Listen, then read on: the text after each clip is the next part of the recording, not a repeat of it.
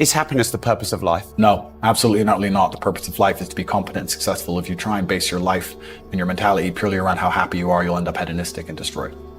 I think that as a man, your happiness comes from feeling respected over feeling loved.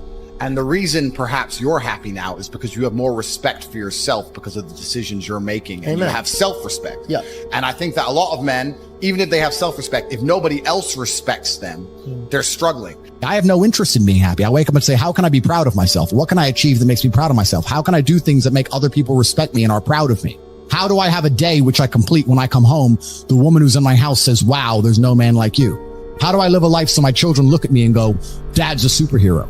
How do I make my mother call me and say, I couldn't possibly be more proud of you? I have duties to complete. I have to live the exact same life regardless of how I feel. So for me, happiness is not a good indicator on how life should be lived. Happiness to me is a super interesting concept because when people come to me and say, I'm not happy, I say, why should you be happy? They're like, what do you mean? It's like, who told you you should be happy all the time without working for it? Happiness is at the top of a mountain somewhere. You ain't been anywhere. You haven't even climbed it. Nobody cares about men being happy. We talk about women being happy. We want children to be happy. If you look at a full-grown man on Christmas morning, he's smiling because his wife is smiling. He's smiling because his children are smiling. Nobody even buys him anything. What do they buy the dad? Socks? Nobody cares about men being happy. So why do you as a man care about you being happy? That's how you're going to fall into these traps. I'm a very content person. I live a fantastic life. I'm not miserable or depressed. I'm not sad ever, but I don't wake up and go, I want to be happy today. No, sir. I wake up and say, okay, things must be done.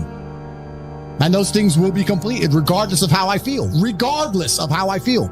You can lock me in a dungeon for an unknown amount of time in Romania, and I will still complete as many push-ups as I can possibly do in the dark by myself. What else am I going to do? Sit there and be sad?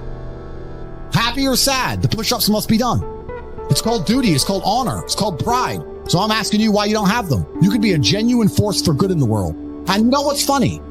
The funniest thing, the most ironic thing about all of this is that if you don't prioritize happiness and you prioritize feeling proud of yourself, you end up happy by extension. I'm happy because I'm proud of myself because I have a fantastic life and mansions and supercars and money, most famous man in the world, thousands of love letters a week from beautiful women. Of course I'm happy, but I didn't ever choose to try and be happy. If I would have chosen to try and be happy, I would have never ended up happy. I don't want a woman to ever go through anything bad in her life. I think a man should go through it for her and protect her because I think that's how she's her best self as a woman. But I think to be your best self as a man is the absolute opposite. And when someone emails me and says, this has happened to me, I'm like, good. No, what do you mean good? It's terrible.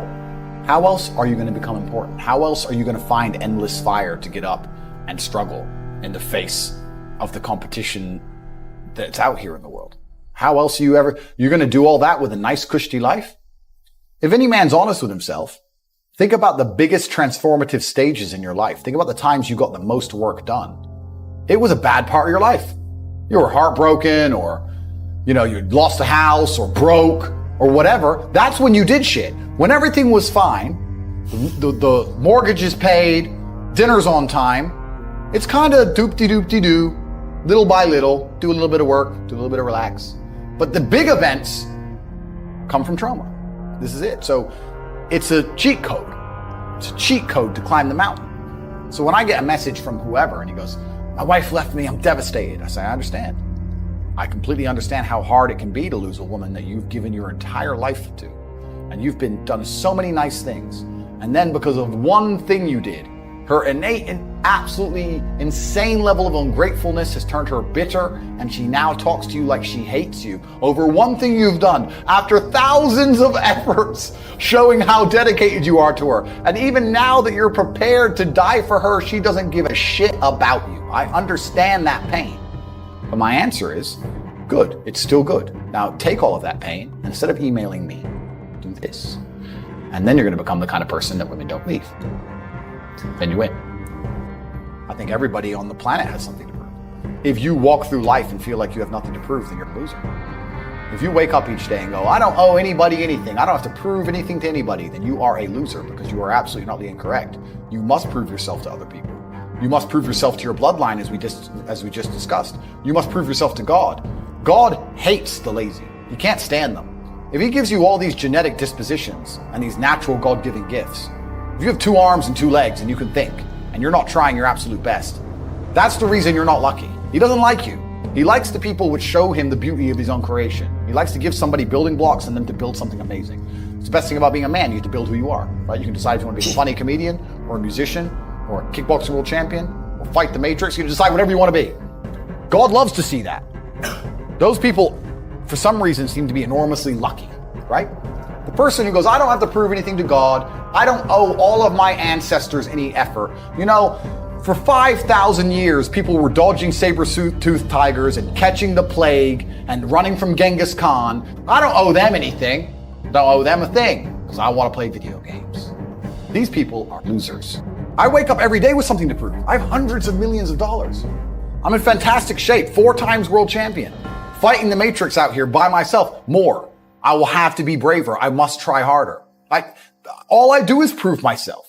So when I hear people go, I don't have nothing to prove, then you're a loser. Peasants have never felt like they needed to prove anything, but kings felt like they needed to go and conquer land. Isn't that it's coincidental that the king, who already had it all, felt like he needed to go to some far-flung land and conquer it and take it and prove he's the king. But the peasants, oh, I don't have to prove nothing to nobody. You're a loser then. You're a dummy. I absolutely and utterly, completely have everything to prove to everybody all of the time. That's who I am. I will prove anything to anybody. If I sit and say X, I will prove it. Happiness is the number one thing that must be earned. And I'll tell you that my happiness is based on very real world achievements. I couldn't be happy if I was broke. I couldn't be happy if I was obese. I couldn't be happy if I was lonely. I couldn't be happy if I wasn't respected. I couldn't be happy if I couldn't whoop a dude's ass. I couldn't be happy in those scenarios. So I made sure none of them scenarios came true. I have earned my happiness via hard work. It's the top of a mountain, which I have climbed. I deserve it. I deserve to go to sleep with a smile on my face. Just that's what I can deserve. And every single guy who hasn't got it probably doesn't deserve it. The universe is very giving and very fair. People seem to think that the world is unfair, and those are all the same people who tell themselves they're unlucky. I actually believe the opposite. I believe the universe is a very giving place. I believe God is a very giving being, and that thing, the world all in all generally balances out and is pretty fair. If you're the kind of person who deserves a good life and works their ass off and genuinely wants it and tries very hard, guess what you get 99% of the time? A good life. And if you're the kind of person who doesn't really deserve it, slacks 3 days a week, a little bit lazy, snakes his friends, talks behind people's back, blah, blah, blah, guess what? Your life ain't all that good. The universe is pretty fair and pretty balanced. I've yet to meet somebody who gets up every day, does what they're supposed to do, works hard, goes to the gym, then goes to work, does their best, makes their money, looks after it, is sensible, doesn't blow it, etc., who then fails. I've never met anybody who fails when they do all the right things. The universe is a very fair and giving place all in all. There are very few exceptions to that. So when I see somebody who doesn't have the success they want, especially when I see, let's say, a group of people who don't have the success they want, there's no way you're all exceptions to that rule. You may want something, but you certainly don't deserve it. And that's why you don't have it. You shouldn't wake up and say, how happy am I today? How does that affect how I act? That's not how I operate. I wake up and say, what must be done? What will allow me to be proud of myself? What will allow me to achieve? And those things will be done regardless of how I feel. And that's how the most successful people on earth all operate. The most successful people on earth don't only do things because they feel happy about doing them. If you never make a mark on the world, then you effectively never existed. And when you're gone, nobody will care. And that's very important because you have a duty to your ancestors and you have a duty to God. So you must make a choice. And this is genuine choice to you people at home. Do you want to live in obscurity forever and be invisible and not matter and have an easier life? I would argue that it's not easier because in your heart and in your soul, you're going to feel guilty knowing you could have been something you're not. Or do you want to try your absolute best and struggle and suffer every day of your life, paying the rent for all of the amazing things around you? We pay endless rent. We pay rent for our bodies. We pay rent for our relationships. We pay rent to keep our kids. We pay rent to keep our business. We pay rent to keep our freedom. Every single day is work to pay the rent. It's absolutely never ending. And you have to make that choice. So if you have a pen and paper in front of you, you need to decide, do you want to be invisible with a lower rent bill, or do you want to be important and work hard and suffer to make sure that the rent is paid? It's a choice you must make, and it's binary, and you must be extremely dedicated towards the decision you finally make. I refuse to accept that there are people out there who cannot become happy, contented individuals. I refuse to accept we live in a world where God has created people who, no matter how hard they work and how good their life becomes, can't be happy. I don't accept that. I accept that the universe is a very giving place and that God loves all of us. And if you try your best and you work hard, you can become a better person. The beauty of life as a man is to be great. So you have to sit here and ask yourself, do you want to be a happy loser that's insignificant? Nobody knows you exist. Women don't respect you. Men don't respect you. Nobody cares if you live or die, but you get to smile all the time. Or do you want to be one of the most important people on the planet with a little bit of stress? Alternatively, you can go out there into the world, try and implement your mark on the world, work hard, try to get rich, more money, more problems. You can try and start a business, the stress of that. You can lose your girlfriend because all you're doing is working. This is a new level of stress, a new level of trauma, but at least you'll be a somebody at the end of it.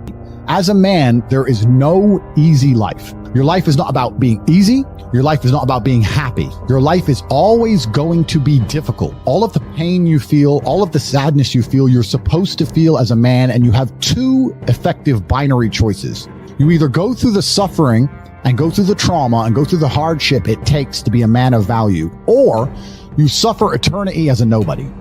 There's two ways to suffer. You either suffer as becoming a somebody, or you suffer as a perpetual and forever nobody.